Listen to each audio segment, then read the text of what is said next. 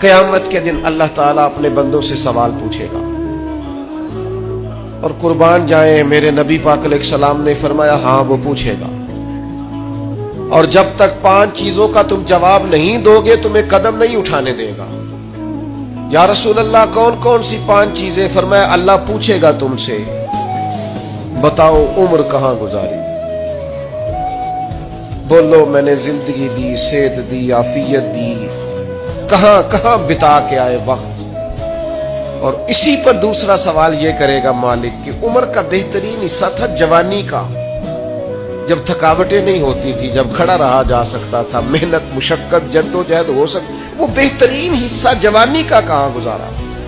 تیسرا سوال مالک کرے گا بتاؤ نا مال کہاں سے کمایا؟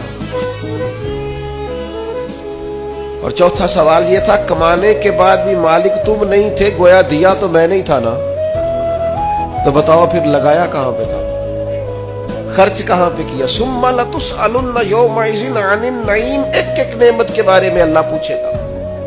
اور 5واں سوال اللہ پوچھے گا بتاؤ جو تم جانتے تھے تم نے اس پر عمل کتنا کیا؟ جس کا تمہیں پتا تھا، جس کا تمہیں شعور تھا، اس پر تو اللہ سوال پوچھے گا۔ اب یہ کیوں سوال ہوں گے وقوع قیامت میں؟ یہ کیوں پوچھا جائے گا کہ قیامت کے دن کی جزا سزا کا خوف ہو بندے پر۔ اسلام ویسے اپنے ماننے والوں کو بے خوف رکھتا ہے، لا خوف علیہم ولا هم یحزنون، اللہ کے دوستوں کو خوف غم نہیں ہوتا۔ ایک غم تم اپنے اندر رکھو کہ تمہیں قیامت کے دن پوچھا جائے، اس کا خوف پیدا کرو، اور یہ خوف مالک کو اتنا پسند ہے، فرمایا وَلِمَنْ خَافَ مَقَامَ رَبِّهِ جَنَّتَانِ، جو اللہ کے سامنے کھڑے ہونے سے ڈرے گا اللہ اسے 2 جنتیں عطا فرمائے گا۔